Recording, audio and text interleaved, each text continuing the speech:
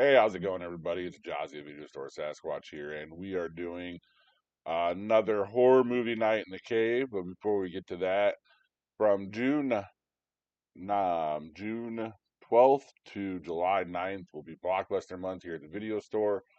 We'll decide on a movie a day for the time for that time period, and it will be 1980s, 1990s action blockbuster to kick off the summer months. Go to our Facebook page and join and follow. And every day we will post a movie for the day, plus schedule for the month of for the whole month. This Monday we were gonna do it starting this week, but I decided to move it back a week, so that is what we're doing here. You'll get all the good classics from Arnold, Sylvester Stallone, Keanu Reeves, Kurt Russell. They're all in there. There's a lot of good movies that we're going to talk about, especially the action variety. So that is where we are. Um, that will be, like I said, from June 12th to July 9th. So now let's go back to our movie review here. It was another movie I found on Shudder. It's from 2023. Night of the Hunted, directed by Frank Coughlin, starring Camille Rowe, Jeremy Scipio, J. John Bueller, and Alexander Popovich.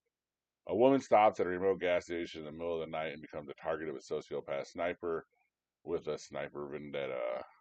Yes, this movie reminds me of like a phone booth mixed with The Hunt.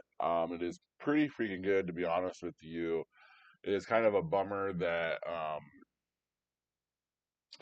we can see all these good stories and like creative ideas on these lower budget movies, and we're not quite getting them in theater as much. This one's good. I saw the cover for it on Prime Shudder. That's pretty much where all these horror movies come from, and I was interested in it. Honestly, I thought it was going to be something different than it was, and I'm glad it wasn't what I thought it was going to be. Because this movie was really good. The acting, the girl in it, Camille Rowe, I think, is really good in it. Especially since we always talk about how it's hard for one actor or actress, especially like a good actor or actress, to carry, or not like a good, but like someone that we would presume to be better than this female here who is actually really good. uh, to carry the movie the whole time because it's on them. Like Colin Farrell, like that's why I said phone booth earlier. Colin Farrell, because the whole time, really, all we see is his reaction to what the guy is saying on the phone, and that's the same thing with here. We're just seeing her reaction to what this guy is, while he's also killing like everyone that kind of comes into sight. So it is very high stakes, very interesting. There are a lot of deaths, which is good. We start with the female Camille Rowe and her boyfriend, I believe it's J. John Bueller, in a hotel room. They are having an affair. She answers the phone with her husband. And that's like the first like Red Robin of the whole thing is we think that the husband's kind of doing this or something there's a husband behind it, which he is not.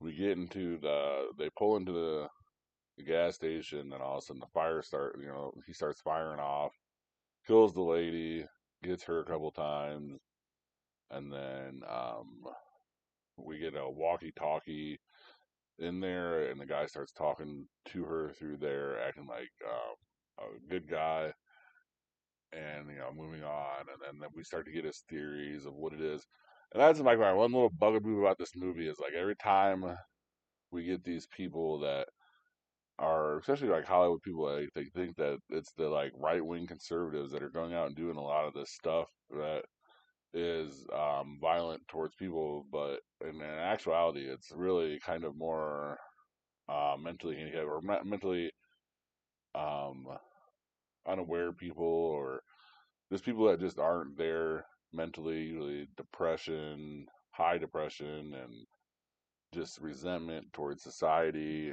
They're not really necessarily right wingers. They're usually like if anything that you could say that they're more left wingers, but we're not going to get into what politics are for shooters, but I feel like that when we get into Hollywood zones, we get a lot more of these supposed right wingers that are willing to do this. When I don't believe that the right wingers are going to do this, especially the hardcore right wingers, they're usually a little bit more um, conservative, I guess I would say, to kind of be funny, but they're not. I mean, they do commit their own crime. I'm not going to sit there and say that the right wing has never committed a crime in their life. But I'm just saying that when it comes to a lot of these like vendettas against society, not necessarily a right winger. Um, you know what I mean? It's more towards the middle to left or middle right. You know what I mean? It's not far right, never far left. You know what I mean? Like there's always a different path to it, especially some of the ones that we've seen lately, where it was um, just something different. This is kind of getting into a different thing, but it's just the way that sometimes it just bothers me the way that they throw in the right wingers compared to left or the more left. Even though I think the left is just way more crazy than the right when you just like look at it. So that's just my opinion though. But yeah, so that kind of goes into this that whole rant I just got into kind of goes into this movie though because the guy is like a right winger anti-vaxxer who we find out that the girl even works for the vaccination, one of the vaccination companies. They don't necessarily say it's COVID vaccinations or nothing like this, but we kind of get the gist of what they're saying just by it. Like, and it's the same old stuff. And that's my only pick with this movie, and that's why I gave it a C plus instead of like a higher grade. So overall, this movie's a C plus. I think that, but like I said, like I'm glad that there's storytellers out here that are doing like original stuff like this, and it's good.